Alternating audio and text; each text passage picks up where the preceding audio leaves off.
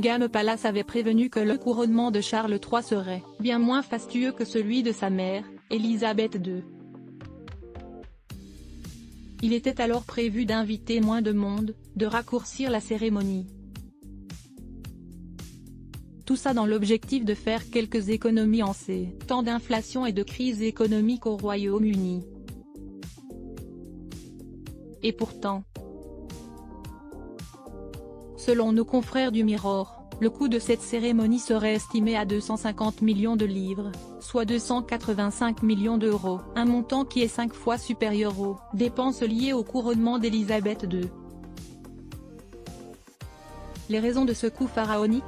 Les moyens de sécurité mis en place pour l'événement qui à eux seuls équivalent à 150 millions de livres sterling, soit 171 millions d'euros. 150 millions de livres sterling, peut être plus interrogé par nos confrères. Un spécialiste de la police anglaise a dévoilé les causes de cette dépense. Des milliers de personnes sont impliquées, beaucoup font des heures supplémentaires. Le simple fait de faire entrer des dignitaires dans le pays, et dans leur logement est une sacrée opération en soi. Ils seront pour la plupart emmenés sous escorte policière depuis les aérodromes, confie-t-il.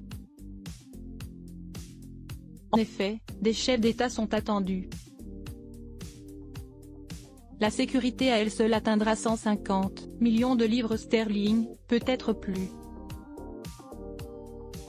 C'est une somme folle, mais c'est l'un des plus grands événements publics de l'histoire récente. Si cette somme réservée aux mesures de sécurité a été annoncée, il semblerait que la facture après le couronnement soit même plus élevée, 150 millions de livres sterling, c'est beaucoup, mais je pense que la somme finale pourrait être beaucoup plus, car le travail nécessaire à un événement comme celui-ci est monstrueux. Le jour du couronnement lui-même, il y aura des unités CBRN entières, chimiques, biologiques, radiologiques et nucléaires, à travers Londres, a indiqué l'expert en sécurité Mark Scoulard. Tous les agents impliqués dans cet événement devront être très attentifs à toute possibilité d'attaque. En effet, l'Angleterre peut être visée à tout moment. Dans le cadre de la stratégie de préparation du Royaume-Uni, le service d'ambulance quadruplera ses efforts, le service d'incendie et de secours doublera d'efforts.